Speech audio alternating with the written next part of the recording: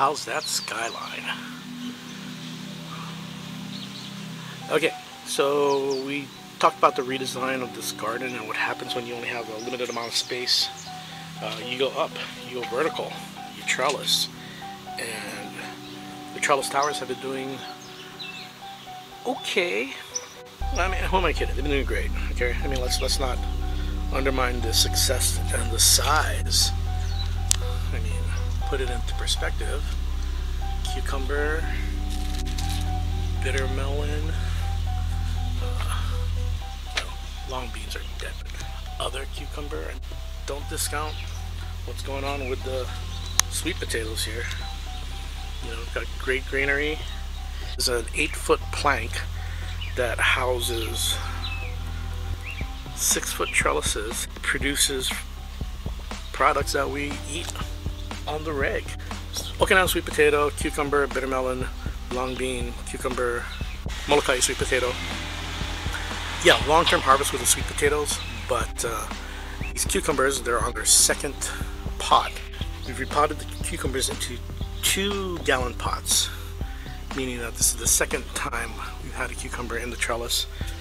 The original ones were in 5-gallon pots. This is one of the original ones, planted not only on 2 months ago, almost 3 actually. And this guy is our failed attempt at sprouting multiple grow stems, and this one actually had about 6. Its original grow stem and 5 suckers, and not so good. Not so good. I wasn't able to keep up with the nutrients in the pot, so we tried to simplify things with single stem growth off of a 2-gallon pot. You know, so far we've gotten 1, 2, 3, 4 cucumbers after, I'd say, 3 weeks, 4 weeks of growth, which is good, but I'd like to see more. So we're going back to 5-gallon pots. 5-gallon pots.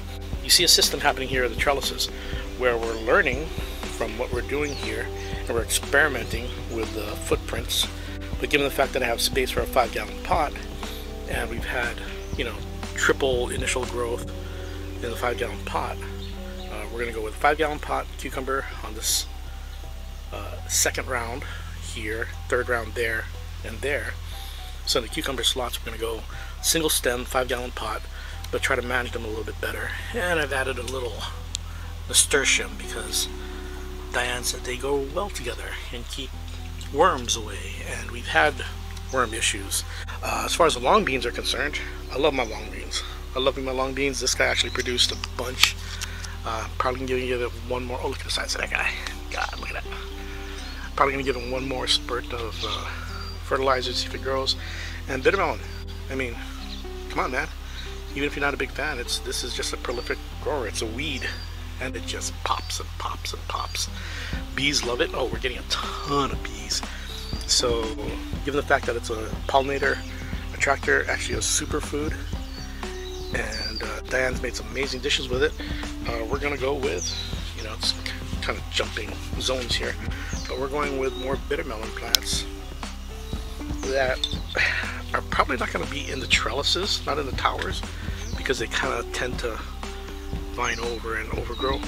But I'm going to fill out a skyline over there with lily koi and bitter melon because they grow like weeds, and I'll make a nice little shade section coming up on the coffin corner, which we'll get to in a second.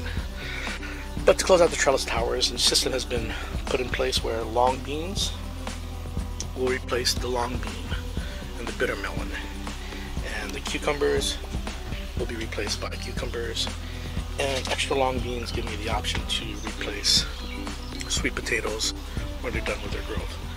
But at the same time, I mean, the look of the Okinawan sweet potato as a trellis. Oh, yeah, unreal. Molokai, you and my Hawaiian chili pepper, did I piss you guys off? Did you think I took your land or something? But you just don't want to grow. But yeah, I'd call it a success, you know.